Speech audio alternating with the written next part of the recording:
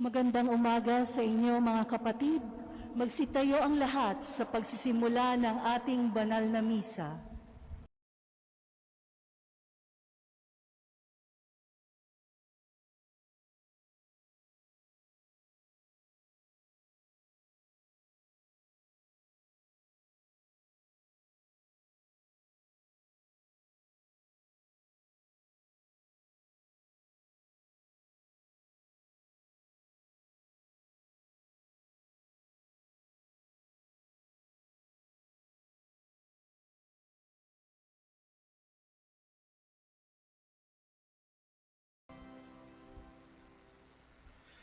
Sa ngalan ng Ama at ng Anak at ng Espiritu Santo. Amen. Sumainyo ang Panginoon. At sumayo rin. Mga minamahal na kapatid, nalalapit na ang Pasko. Nalalapit na ang pagdating ng Mesiyas. Abutanaw na natin ang araw ng ating kaligtasan. At kasama natin ang mahal na Birheng Maria na naghahanda at nananabik para sa pagsilang ni Jesus. Sa pasimula ng ating banal na pagdiriwang, ihanda natin muli ang ating mga sarili na tanggapin si Jesus na kapiling natin ngayon. Pagsisihan natin ang ating mga nagawang kasalanan at humingi tayo sa Diyos ng kanyang awa at kapatawaran. Ipagkatiwala natin ang ating mga sarili sa awa at habag ng mapagmahal nating Diyos.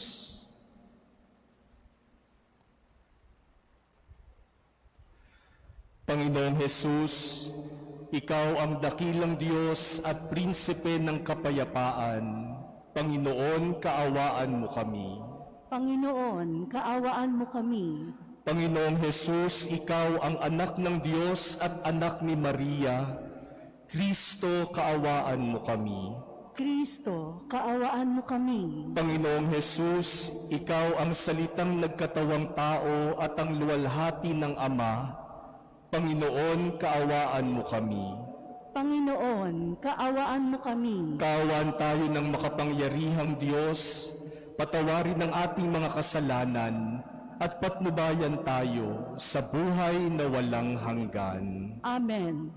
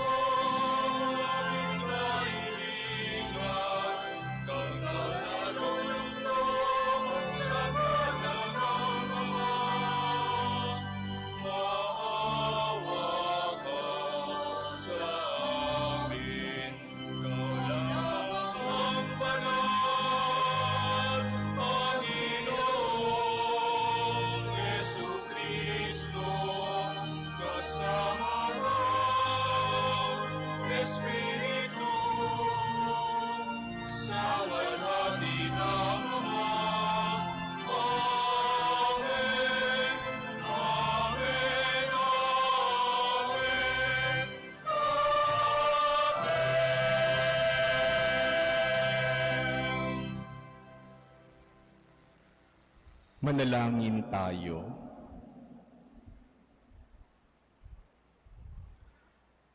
Ama naming makapangyarihan, ngayong malapit na ang Pasko ng pagsilang ng iyong anak, kaming mga lingkod mong hindi karapat-dapat ay tangkilikin nawa sa pag-ibig ng iyong salita na nagkatawang tao sa sinapupunan ng mahal na Birhen at nanahan sa aming piling. Kasama mo at ng Espiritu Santo magpasawalang hanggan. Amen. Magsiupo ang lahat.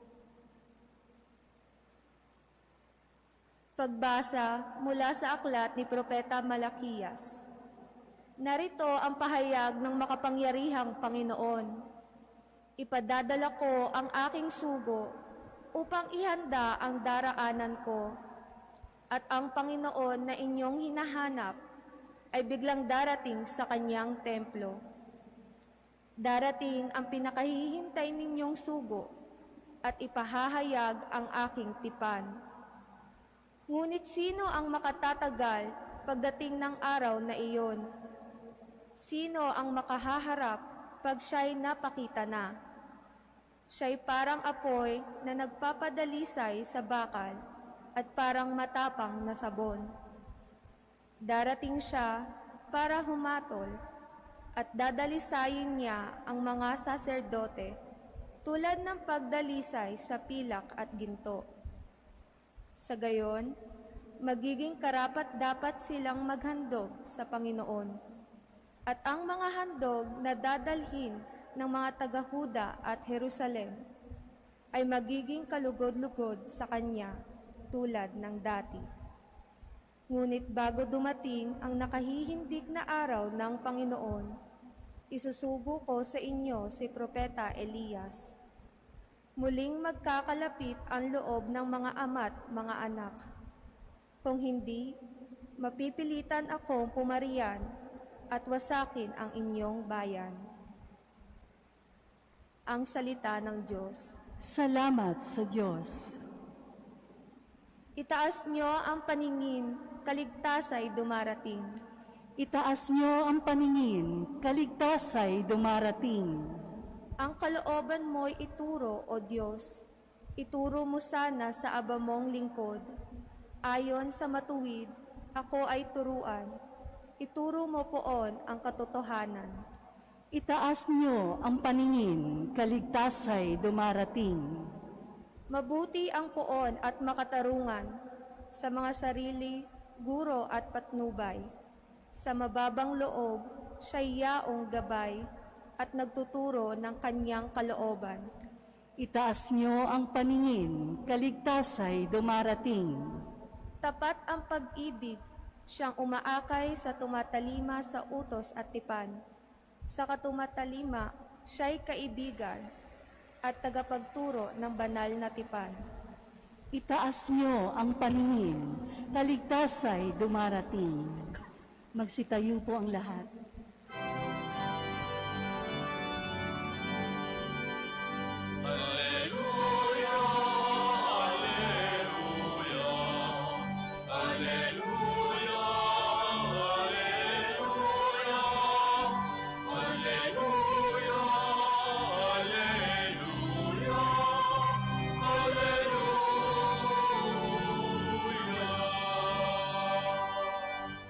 Harit batong panulukang saligan ng sambayanan, halina't kami idangal.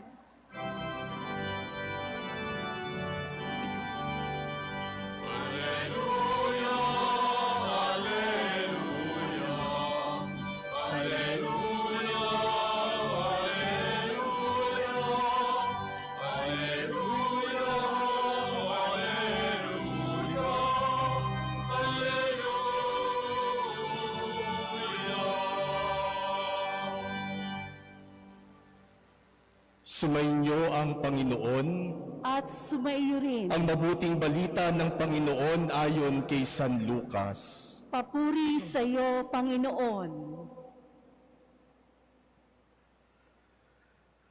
Dumating ang oras ng panganganak na Elizabeth at nagluwal siya ng isang sanggol na lalaki.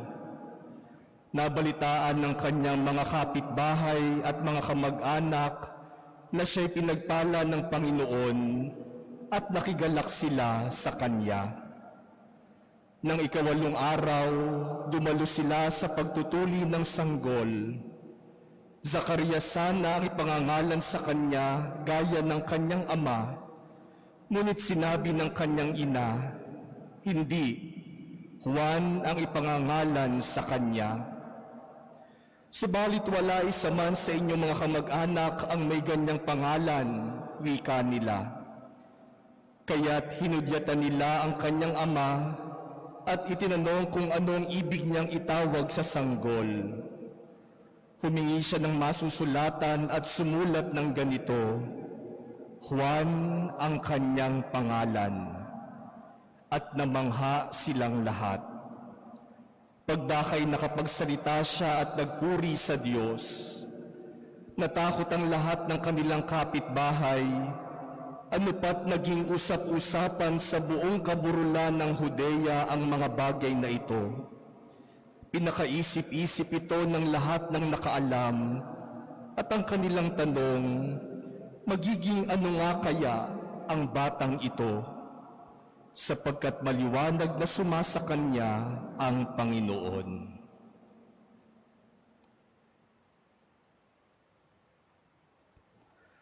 Ang mabuting balita ng Panginoon. Pinupuri ka namin, Panginoong Hesukristo. Magsiupo po ang lahat. Mga minamahal na kapatid, ngayong ika-8 simbang gabi, ang ating ebanghelyo ay tungkol sa pagsilang kay Juan Bautista. At nang isilang si Juan Bautista, ang naging tanong ng mga tao ay, magiging ano kaya ang batang ito? Tinanong ng mga tao ito dahil sa maraming hindi pangkaraniwang pangyayari sa kapanganakan kay Juan Bautista. Si Zacarias at si Elizabeth parehong matanda na. Si Elizabeth, baog pa. Si Zacarias, napipi.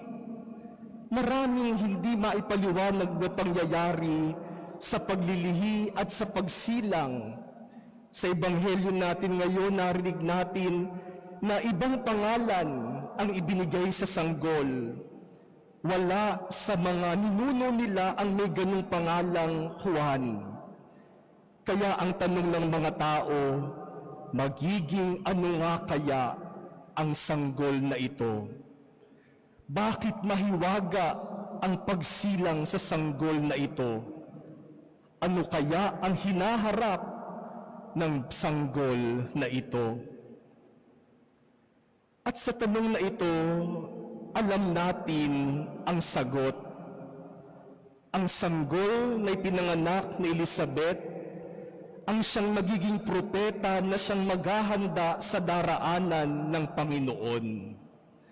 Sa mga hula ng mga propeta, katulad ng narinig natin sa ating unang pagbasa ngayon, ayon kay Propeta Malakias, ang tanda na malapit nang dumating ang Mesiyas ay ang muling pagbabalik ni Propeta Elias na siyang maghahanda sa daraanan ng Panginoon.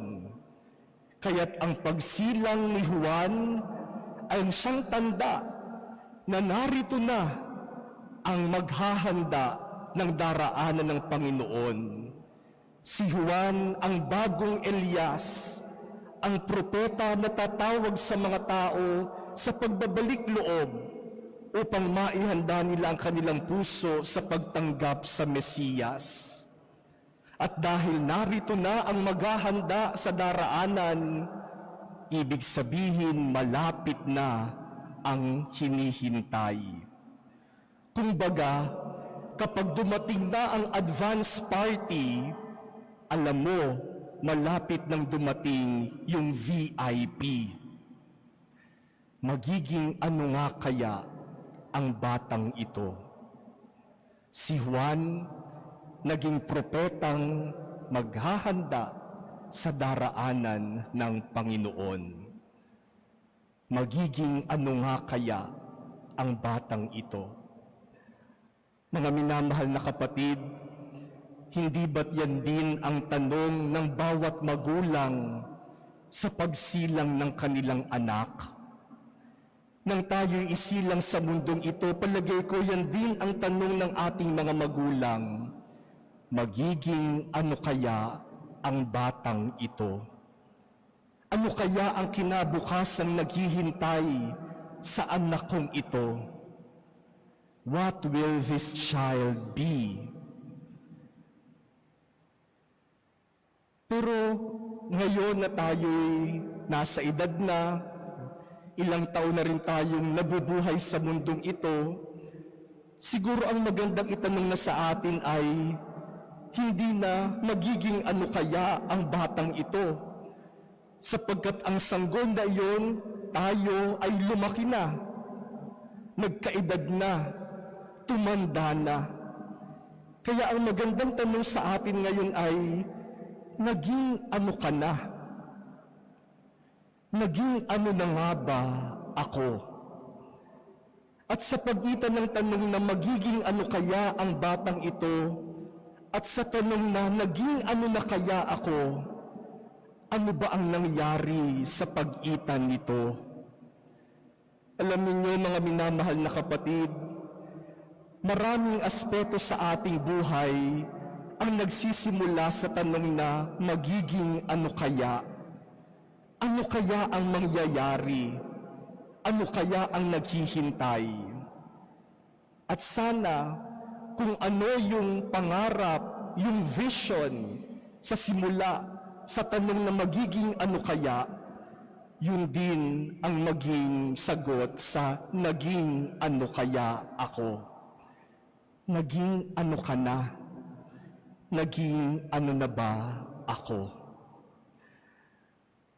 Nung tayo'y mga bata, isa sa pangkaraniwang tanong na itinatanong sa atin, anong gusto mo paglaki mo? At kadalasan sa tanong na ito, ang sagot natin ay isang propesyon, isang karir. Nung kayo'y tanongin nung kayo'y bata, anong gusto mo paglaki mo? Anong gusto mong maging paglaki mo? Ano po ang inyong naging sagot? Minsan sasagot natin, gusto kong maging teacher, gusto kong maging pulis, gusto kong maging doktor, gusto kong maging abogado, gusto kong maging seaman, gusto kong maging engineer. Iba't iba yung ating gusto. Pero naging ano ka na ngayon? Sa mga mag-asawa po dito, sa simula ng inyong buhay bilang mag-asawa, marahil nung araw na kayo ikinasal, nagtanong din ang mga tao, ano kaya ang mangyayari sa pagsasama nila? At marahil kayo mismo nagtanong din, ano kaya ang kinabukasan ng aming pagsasama? Pagkatapos ng maraming taon, ang tanong, naging ano na kayo? Noong isang araw po ay kinukwento sa amin noong ating mga staff ng Manila Cathedral na nandun sa ating entrance na may isang babaeng tinanong, kayo po ba ay magdarasal o magsisimba? At sabi ng babae, magsisimba po. At tinanong siya, may kasama po ba kayo? Tinatanong po nila yon para kung magkasama ay maipagtabi naman ng mauupuan. Hindi naman yung isa nandun sa dulo at yung isa nandito sa harapan. At sabi ng babae, wala po, mag-isa lang po ako. Binigyan ng papel at umalis yung babae. May sumunod na lalaki. Sabi nung nagtatanong, magsisimba po o magdarasal, sabi ng lalaki, kasama ko yung naunang babae, asawa ko yun. No?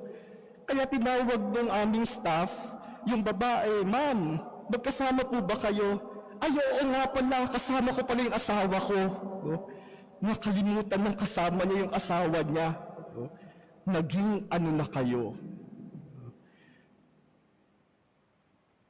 Maraming naglilingkod, maraming namumuno sa pamahalaan, sa lipunan, na nagsimula sa magagandang pangako at pangarap. Maglilingkod ako para sa bayan.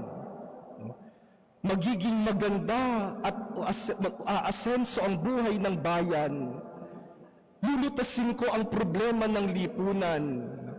Bibigyan ko ng magandang buhay ang mamamayan. Pero pagkatapos ng maraming taon, naging ano na ang mga pangako.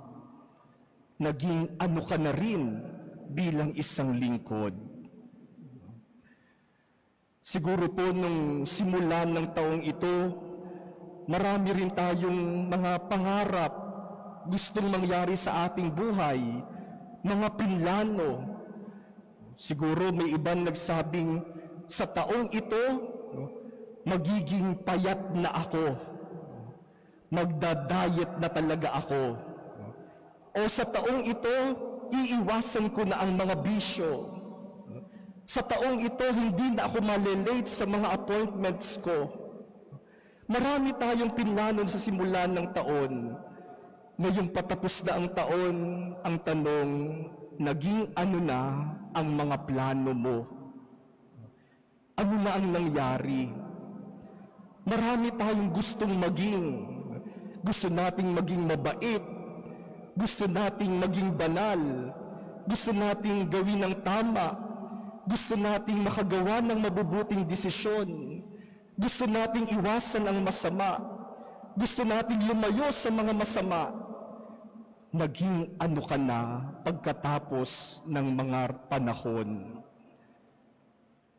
Alam niyo mga minamahal na kapatid, sa pagitan ng tanong na magiging ano kaya ang batang ito at ng tanong na naging ano ka na, napakalaki po ng papel na ginagampanan ng magulang, ng pamilya, ng simbahan at ng lipunan. Upang yung maging ano kaya ay naging ano na, tayong lahat magtutulong-tulong sa paghuhubog ng bawat isang tao na nawa yung magandang pangarap natin ay matupad. Yung magandang nais natin ay mangyari sa atin at sa buhay ng mga mahal natin. Magiging ano kaya ang sanggol na ito? Naging ano ka na ngayon? Mga minamahal na kapatid, nung isilang si Juan, nagtanong sila, magiging ano kaya ang sanggol na ito? At alam natin ang naging sagot, siya ang propetang maghahanda sa daraanan ng Panginoon. Nung isilang si Jesus, marahil yun din ang tanong ni Maria at ni Jose, magiging ano kaya ang batang ito? At alam din natin ang naging sagot, ang sanggol na iyon ang tagapagligtas ng sanlibutan. Magiging ano kaya ang batang ito? Ang tanong din nung tayo'y isilang sa daigdig na ito. At ngayon, muli tayong tinatanong, naging ano na ba ako? Naging ano ka na? Sana sa pagitan ng magiging ano at ng naging ano ay isang buhay na mabuti, isang buhay na matuwid, isang buhay na maipagmamalaki, isang buhay na kaaya-aya, isang buhay na kalugod-lugod sa Diyos.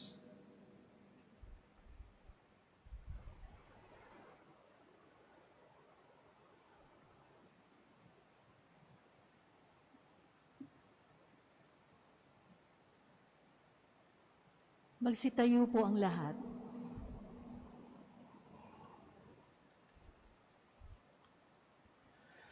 Tinawag ni Zacarias na Juan ang kanyang anak na ang ibig sabihin ang Diyos ay mapagpala. Taglayang pagtitiwala sa pagiging mapagpala at bukas palad ng Diyos. Sa bawat kahilingan ating sabihin, Panginoon, dinggin mo ang aming panalangin. Panginoon, dinggin mo ang aming panalangin. Ang simbahan at ang mga pinuno ng pamahalaan, naway tunay na maipakita ang pagiging bukas palad ng Diyos sa kanilang mapagmahal at matyagang paglilingkod sa bayan ng Diyos.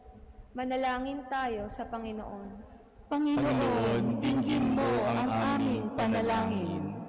Ang ating pangalan at karangalan, naway pahalagahan natin bilang Kristiyano upang makatupad tayo sa ating mga pangako sa binyag.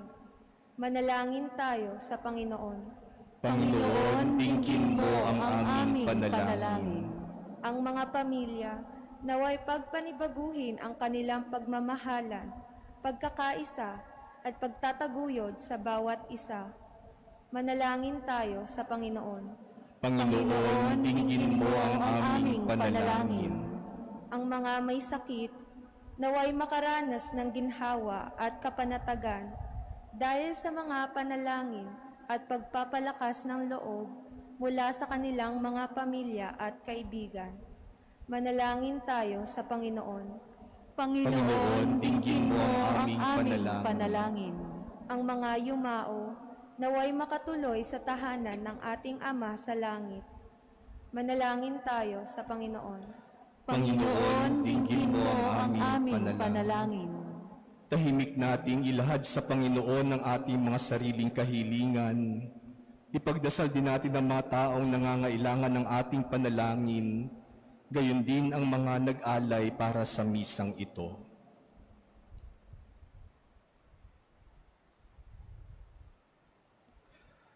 Panginoong Diyos, nawa ay mahikayat kami ng buhay ni Juan Bautista sa higit na kabanalan. Puspusin mo kami ng kanyang espiritu habang nagsisikap kami sa paglilingkod sa iyong bayan. Inihiling namin ito sa pamamagitan ni Kristong aming Panginoon. Amen. Magsiupo po ang lahat.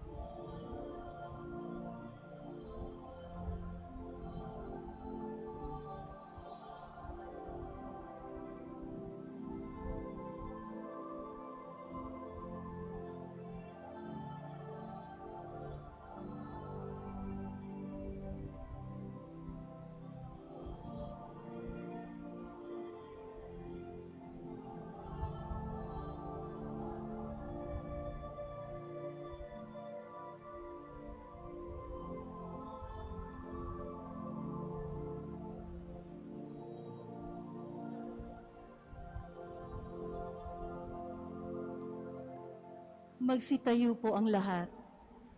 Manalangin kayo mga kapatid upang itong ating paghahain ay kalugdan ng Diyos amang makapangyarihan. Tanggapin nawa ng Panginoon itong paghahain sa iyong mga kamay, sa kapurihan niya at karangalan, sa ating kapakinabangan at sa buong sambayan niyang banal. Ama naming lumikha, ang paghahain ito na nagdudulot sa amin ng ganap na pagsamba sa iyong kadakilaan ay maging lubos nawang pakikipagkasundo namin sa iyo upang maipagdiwang namin ng may dalisay na loob ang pinagbuhatan ng aming manunubos na namamagitan kasama ng Espiritu Santo magpasawalang hanggan. Amen. Sumainyo ang Panginoon. At sumayo rin, Itaas sa Diyos ang inyong puso at diwa. itinaas na namin sa Panginoon. Pasalamatan natin ang Panginoong ating Diyos. Marapat na siya ay pasalamatan. Ama naming makapangyarihan, tunay ngang marapat na ikaw ay aming pasalamatan sa pamamagitan Hesukristo na aming Panginoon. Ang pagsusugo mo sa Kanya ay pinahayag ng lahat ng mga propeta. Ang pagsilang niya ay pinanabikan ng mahal na Birheng Kanyang inang tunay sa kapangyarihan ng Espiritong Banal. Ang pagdating niya ay nilahad ni San Juan Bautista sa kanyang pagbibinyag. Ngayong pinaghahandaan namin ang maligayang araw ng kanyang pagsilang, kami nananabik at nananalangin lubos na makaharap sa kanyang kadakilaan. Kaya kaysa ng mga anghel na nagsisiawit ng papuri sa iyo ng walang humpay sa kalangitan, kami nagbubunyi sa iyong kadakilaan. Santo, Santo, Santo, Panginoong Diyos ng mga hukbo, napupuno ang langit at lupa ng kadakilaan mo. Hosana sa kaitaasan. Pinagpala ang naparirito sa ngalan ng Panginoon. Hosana sa kaitaasan. Magsiluhod po ang lahat. Ama naming banal, ikaw ang bukal ng tanang kabanalan. Kaya't sa pamamagitan ng iyong Espiritu gawin mong banal ang mga kaloob na ito upang para sa amin maging katawan at dugo ng aming Panginoong Hesukristo. Bago niya pinagtiis ang kusang loob na maging handog, hinawakan niya ang tinapay, pinasalamatan kanya, pinaghati-hati niya iyon, iniabot sa kanyang mga alagad at sinabi, "Tanggapin ninyong lahat ito at kanin. Ito ang aking katawan na ihahandog para sa inyo."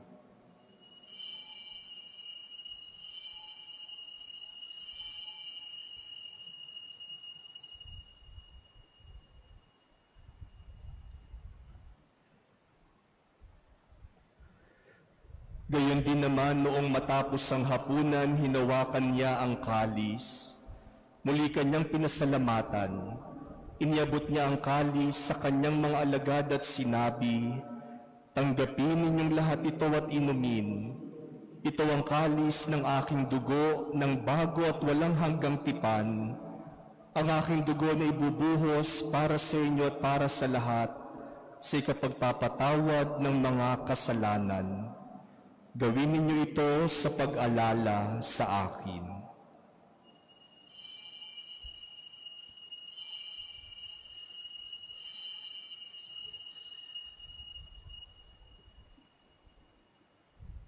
Magsitayo po ang lahat. Ipagbunyi natin ang misteryo ng pananampalataya.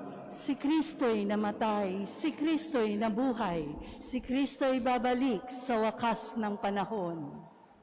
Ama, ginagawa namin ngayon ng pag-alala sa pagkamatay at muling pagkabuhay ng iyong anak. Kaya't iniaalay namin sa iyo ang tinapay na nagbibigay buhay at ang kalis na nagkakaloob ng kaligtasan. Kami nagpapasalamat dahil kami iyong minarapat na tumayo sa harap mo para maglingkod sa iyo.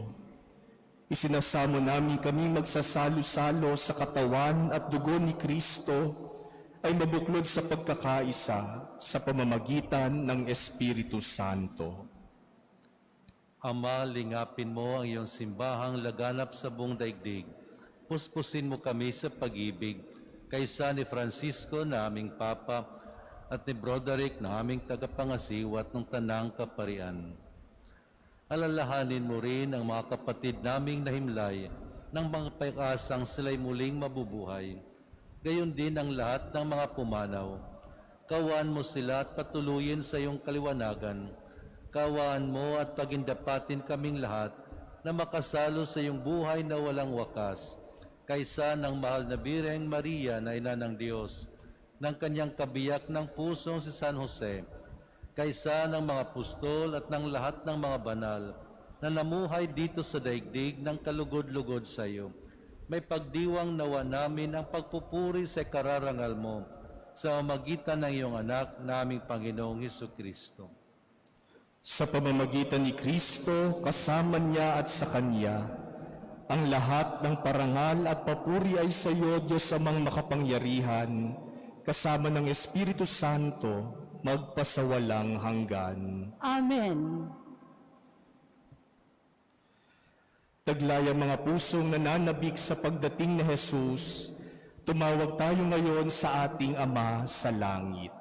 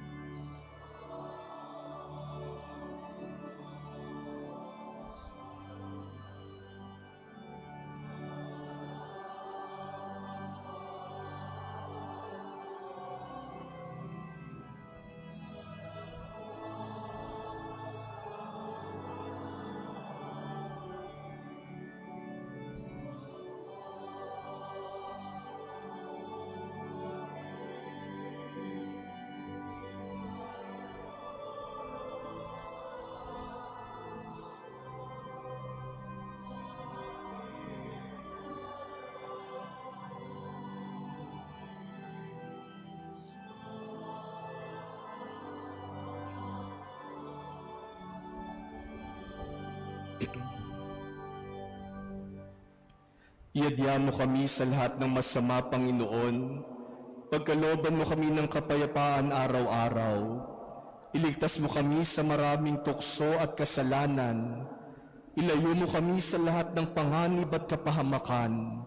Samantalang aming pinananabikan ng dakilang araw ng pagpapahayag ng tagapagligtas naming si Hesukristo. Sapagkat sa iyo ang kaharian at ang kapangyarihan at ang kapurihan magpakailanman. Amen. Panginoong Hesukristo, sinabi mo sa iyong mga apostol, kapayapaan ang iniiwan ko sa inyo, ang aking kapayapaan ang ibinibigay ko sa inyo. Tunghayan mo ng aming pananampalataya at huwag ang aming mga pagkakasala. Pagkalooban mo kami ng kapayapaan at pagkakaisa, ayon sa iyong kalooban, kasama ng Espiritu Santo, magpasawalang hanggan. Amen. Ang kapayapaan ng Panginoon ay laging sumainyo. At sumayo rin. Magbigayan kayo ng kapayapaan sa isa't isa.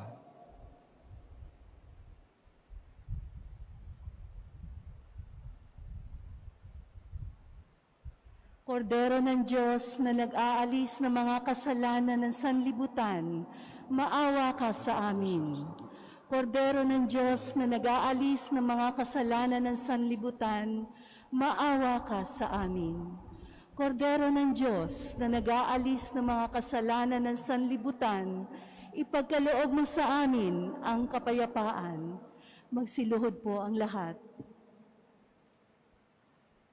Narito si Jesus ang Kordero ng Diyos. Siya ang nag-aalis ng mga kasalanan ng sanlibutan. Napakapalad nating tatanggap sa Kanya. Panginoon, hindi ako karapat-dapat na magpatuloy sa iyo, ngunit sa isang salita mo lamang ay gagaling na ako. Mga kapatid, ang katawan ni Kristo. Amen.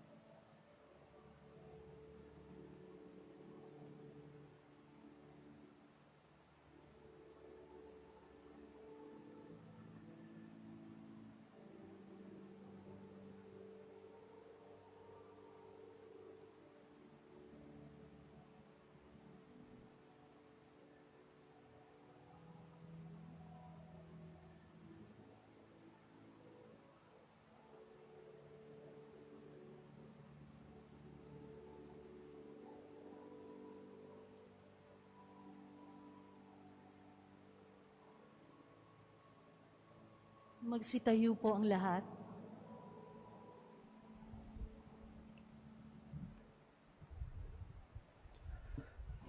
Manalangin tayo.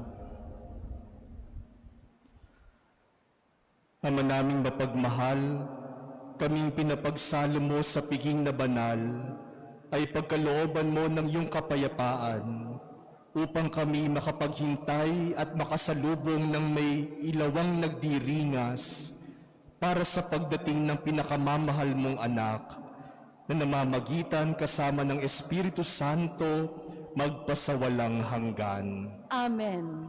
Muli po ay nagpapasalamat kami sa inyong lahat sa pagdalo sa ating misa ngayong ika-8 simbang gabi. Salamat po sa lahat ng mga matyaga at nagtitiis na nakatayo sa likod at yung mga nasa labas. Salamat din po sa inyong pakikisa sa ating mga health protocols. Salamat din po sa ating mga kapatid na nakikisa sa ating pagdiriwang sa pamamagitan ng live streaming ng misang ito. Salamat din po sa ating mga staff at servants ng Manila Cathedral na naglingkod sa ating pagdiriwang ng misa ngayong umagang ito. Nais ko pong anyayahan kayo sa mga gawain natin sa mga susunod na araw. Mamayang gabi po, gaganapin natin ang ating lingguhang Healing Rosary for the World every Wednesday at 9 o'clock in the evening sa ating pong Facebook page. Mamayang gabi po, tayo ay pamumunuan ng sambayanan ng Our Lady of Candelaria Parish sa Silang, Cavite. Kaya sana po ay magtipon-tipon tayo bilang isang pamilya mamayang gabi, ika-9, at magdasal ng sama-sama ng Santo Rosario. Bukas po ng gabi, ang misa natin para sa pagsalubong, para sa Pasko, ay sa ganap na ika-8 ng gabi. No? Siyempre po, meron pa tayong ikasyam na araw ng simbang gabi ng 4:30 ng umaga. At sa gabi, ang misa ng pagsalubong sa Pasko ay sa ganap na ikawalo ng gabi, 8 o'clock in the evening. At ito po ay pamumunuan ng ating Apostolic Administrator, Bishop Broderick Pabilio. Sa Biyernes po, December 25, araw ng Pasko, ang mga misa po natin ay sa ganap na ikawalo ng umaga, ika-11 ng umaga, ika-4 ng hapon at ika-6 ng gabi. 8 o'clock and 11 o'clock in the morning, 4 o'clock and 6 o'clock, 4 o'clock in the afternoon, and 6 o'clock in the evening. Ang ating pong 11 o'clock AM Mass sa Pasko ay pamumunuan ng ating bagong apostolic nuncio dito sa Pilipinas, si Archbishop Charles J. Brown. Siya po ay mapalad tayo na siya'y paparito sa Manila Cathedral upang pamunuan ang ating misa sa araw ng Pasko, 11 o'clock in the morning. Ang lahat po ng mga misang ito ay ila-livestream din natin para sa mga nais na sumama at makipagdiwang online. Muli po maraming salamat sa inyong lahat at nawa ay patuloy tayong maghanda ng ating sarili para sa pagsilang ng Panginoon. Sumainyo ang Panginoon At sumairin pagpalain kayo ng makapangyarihang Diyos, Ama, Anak, at Espiritu Santo. Amen. Tapos ng ating pagdiriwang, humayo kayo sa pag-ibig ng Panginoon. Salamat sa Diyos.